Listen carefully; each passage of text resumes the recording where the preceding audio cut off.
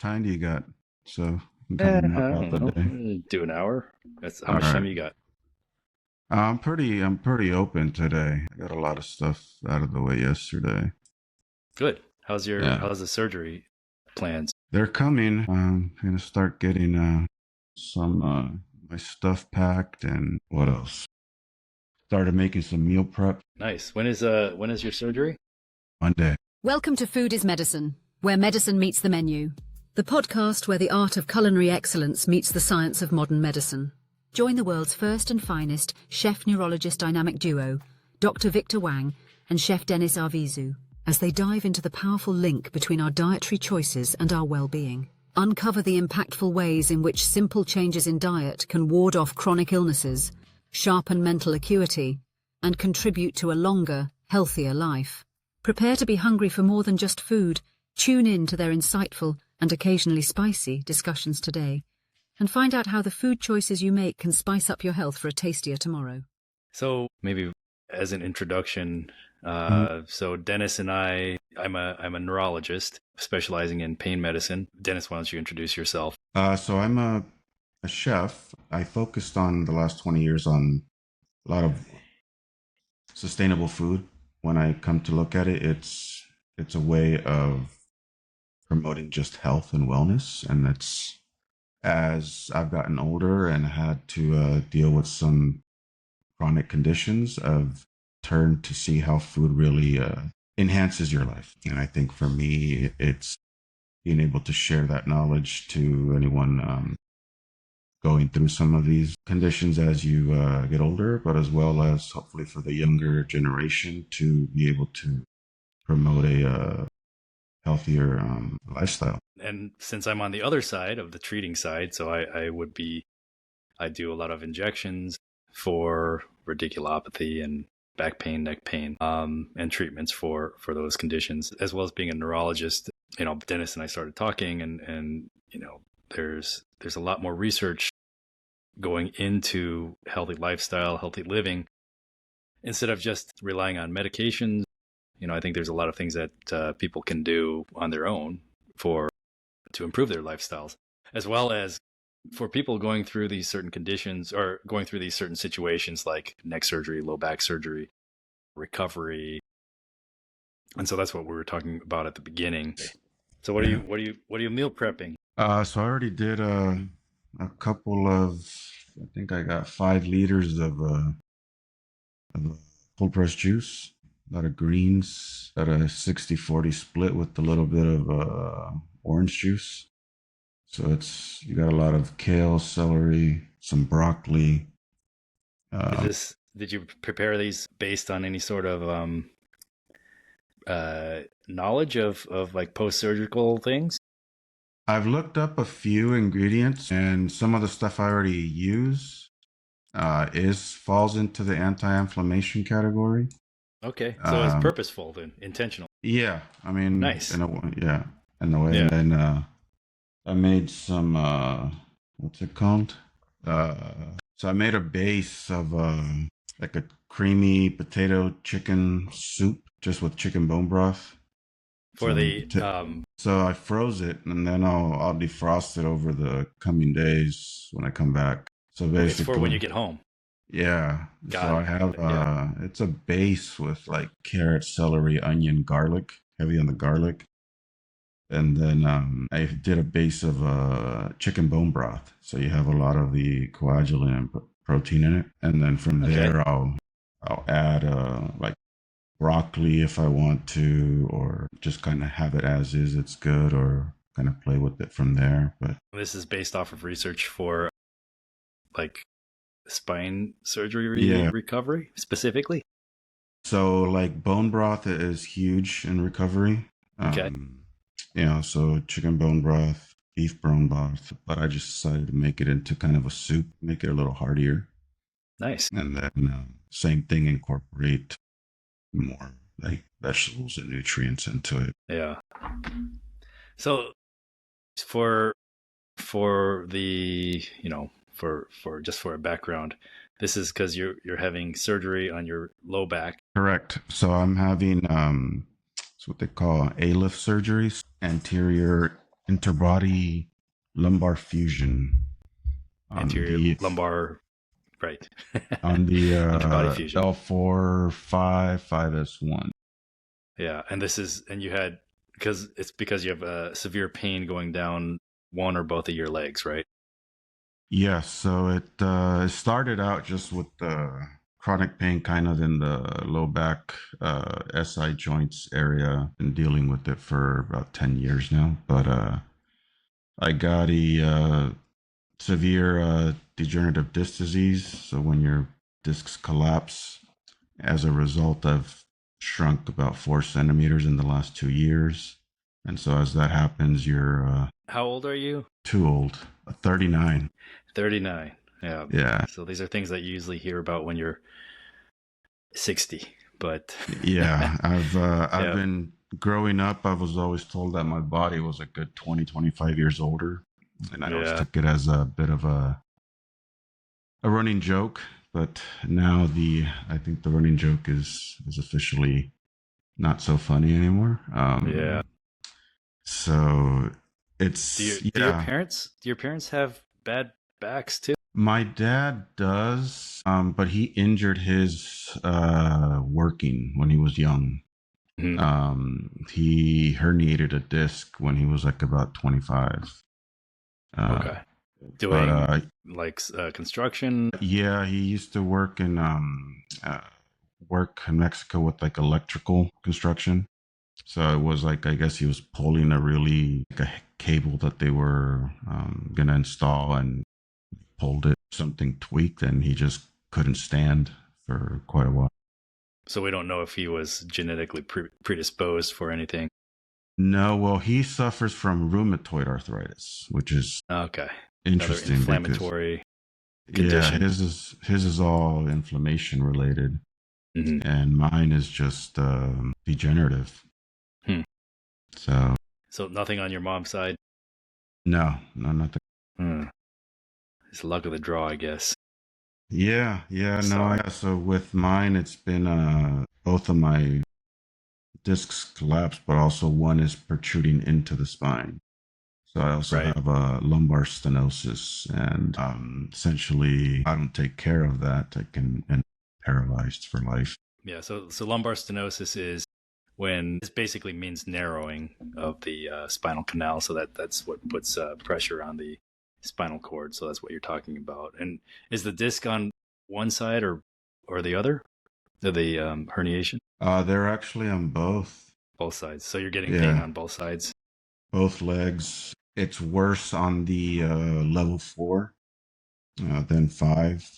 The level 4 is the one that's protruding more in, causing more of the stenosis, and the 5S1 is the one that's the most compressed. So that's probably based on a dermatomal distribution. L4, it's probably pain, L4 and L5, pain going down the side of the leg, and then some curling around like to the front, around the knee area on both sides. How far down does it go? To the ankle? To the feet? Yeah, it goes, now it's going down all the way to my toes. So probably L4, L5, so we're talking like top of the foot and then big toe. And so right on the for the right side, right around the, what is it, cuboid joint or something? Cuboid?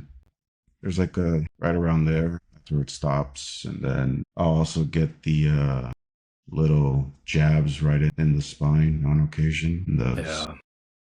When those happen, your legs kind of go weak and fall. And that was probably the biggest sort of tipping point to go towards surgery, right? Your decision to do surgery. Yep. Yeah, no, I tried all of the what is that? Conservative routes. I've done the steroid injections, physical therapy, oral steroids, chiropractic care, massage therapy. It all helped out over time, but in the last 2 years, things kind of progressed more. Let's say since the beginning of this year, just health took a toll. I also had issues in my neck. So about 3 months ago, I had my 2 artificial discs placed in my neck in the C6, C7 area. With good recovery, right? Yeah, that one. If anyone's ever considering that surgery, it's cervical arthroplasty is what they call it. Instantaneous relief. So kind of what we were just talking about for the low back, but for the essentially the low neck, it's having pain radiating down both arms. All I the was way to the getting, fingers. yeah, so coming out of the index finger, middle finger, and then as I was driving now, my arms would either fall asleep or I'd get those shocks. So I was starting to be like I couldn't drive. So same thing, my discs had collapsed. So that was like instantaneous relief. Literally, That was like 3 months ago, you said?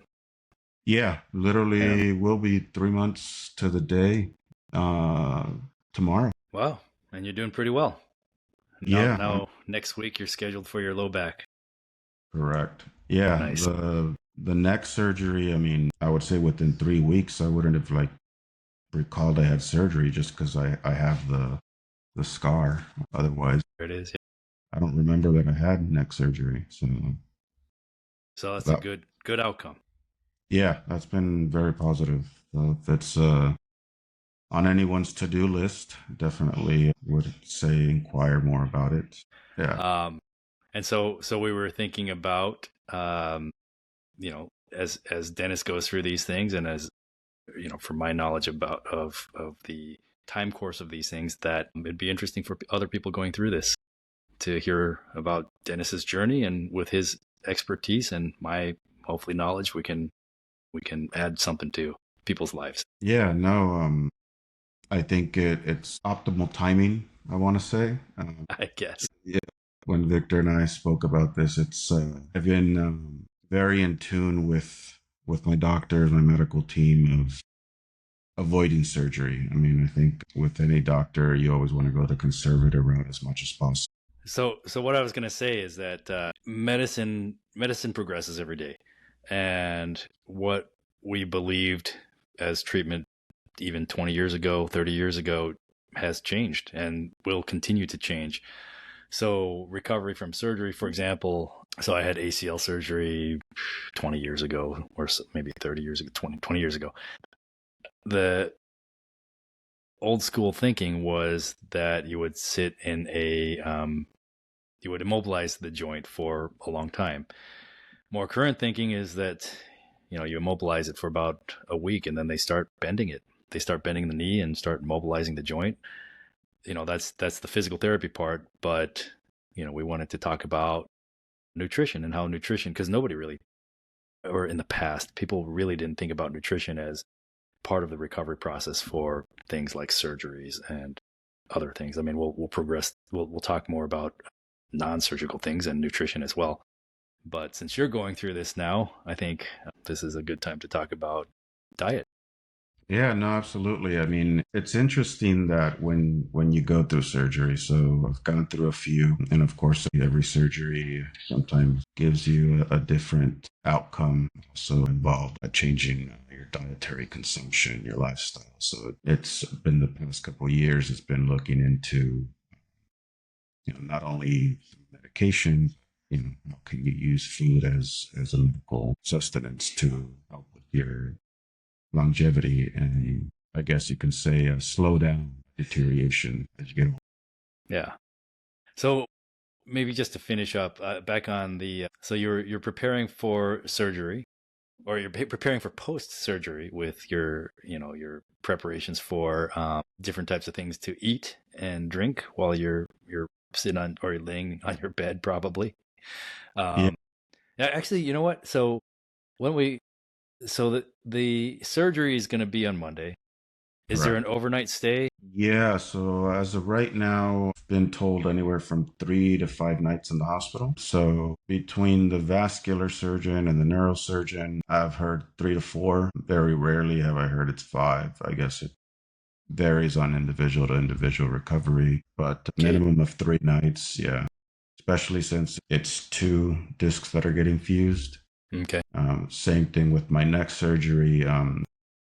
For if it's one with the cervical disc replacement, most people actually go home the same day. It's like an inpatient procedure. or Okay. outpatient. I'm sorry. Outpatient Yeah. ambulatory. And so then, but since mine was two, it's safer for them to have me stay overnight just to make sure, uh, infection, pain management. But yeah, so for mine, it's since it's two, it's double layer fusion. It's going to be a minimum of 3 days. So either will be there probably through Wednesday or Thursday night. Are you going to And bring then any of your juices and broths to the hospital? no, I will. That's for here at home. I'll have So to. it'll be hospital food for 3 days. It'll be hospital food, whatever, for 3 days. When I talked to the vascular surgeon about a week ago, because the surgery is done by two surgeons. The vascular surgeon is the one that actually cuts me open. So when it's an anterior surgery, it's done through the abdomen. So they'll cut the abdomen. There'll be about a 6-inch incision. They'll move my intestines. Yes. And then after that, then my neurosurgeon does his gig of cleaning out my discs and any other calcium buildup around the bones and what they call a cage with some bone graft in it, and then screw everything back together. And then the vascular surgeon, kind of reorganizes my intestines and all of that and closes me up. Yep. Yeah. Okay. So it'll be 3 days of recovery in the In hospital. the hospital. Then you come Yep. home. And Yeah. then you go on your diet that you've already sort of put together or frozen. And Yeah, I started as much as I can, kind of prepping out my living space because you can't bend, you can't turn, and you're really not self-aware of that until you need to be. Like I've been this week trying to be like, okay, well, I wouldn't be able to do this, and 5 minutes later, I'm doing it again. So it's like, trying to be aware of that. So I'll be living out of my office for probably the next 4 weeks, so I don't have to do any stairs. And kind of the meal prep thing, well, it's to help ease some of the stress around the house. It's stuff that you can essentially just reheat or melt. Like I froze a bunch of juice, and I guess you can say depending on how I'm feeling, what I can consume. Doesn't seem like I'll be able to cook much since I know I'll be like on weight restrictions and I will have to be active. I think, like you mentioned earlier, that um, I need to be walking around periodically for X amount of time. I know that coming out of surgery the same day, they're going to try to get me to walk. They did the same with my neck surgery, but that one didn't go so well. It was too much under some pain medicine that didn't allow me to walk very straight. But my understanding, it's to prevent blood clots in your body. Right. So I assume that you're going to be doing physical therapy too. Yeah, I think if I remember correctly, after like the third week post surgery, I'll start to do physical therapy. Not sure what that'll look like just yet, but I believe it's like about third week post. Yes, it's to be, you got to try to stay mobile. It's you don't want to get too deconditioned, and yes, blood clots meaning DVTs. Mm-hmm. So just to mobilize, get the blood moving in your legs. That's what you're talking about. And then so we, I think that's a good synopsis of what you're expecting in the next week or so, or like 3 weeks, I guess. And then I guess we'll talk more about the things that you've sort of prepared for yourself. And I should do like a tie-up part now. You said the surgery's Monday. Yep. Yeah. And so the next time we record will be maybe from your bed. We'll see. We'll see. Maybe if I'm, what would I say? You know how they say, like when you take some of these special drugs for pain, not to do anything, not to sign anything or anything like that. So I guess how maybe I'm you'll be feeling. doing a podcast against your physician's wishes. Yeah. So, but yeah, definitely in the coming weeks, kind of share the experience as it happens, and hopefully provide some insight for anyone that's potentially might need to undergo this kind of circumstance, surgical procedure, or is considering it, as well as, strategies on how to help you live a healthy lifestyle and, try to avoid as much as you can the situations like these. Great. And maybe we'll end right there That's good. for this week. Thank you for joining us on this enlightening episode of Food as Medicine, where medicine meets the menu. We hope today's episode has inspired you to rethink the role of food in your health journey. Remember, the power to nourish your body and mind lies on your plate. If you enjoyed this episode, be sure to subscribe, leave a review, and share Food as Medicine, where medicine meets the menu, on all major podcast platforms with others who are passionate about living well. Until next time, keep experimenting in the kitchen and discovering the powerful, healing potential that lies within every meal.